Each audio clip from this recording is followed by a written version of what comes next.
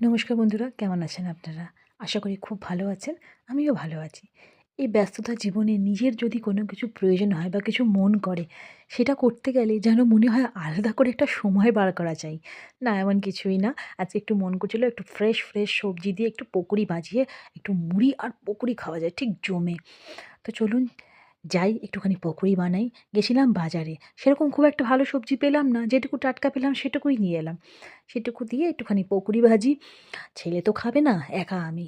তা যাই হোক, মনের ইচ্ছাটা মাঝে মাঝে পূর্ণ করা উচিত। নিজের মনটা সবসময় মারতে নেই। যখন যেটা মন করে তখন সেটা মাঝে মাঝে করে নিলে খারাপ হয় না।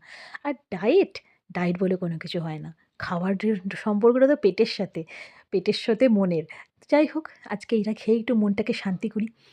তো চলুন আপনারা কে পকোড়ি খেতে ভালোবাসেন আমার মতন সেটাও কিন্তু জানাবেন।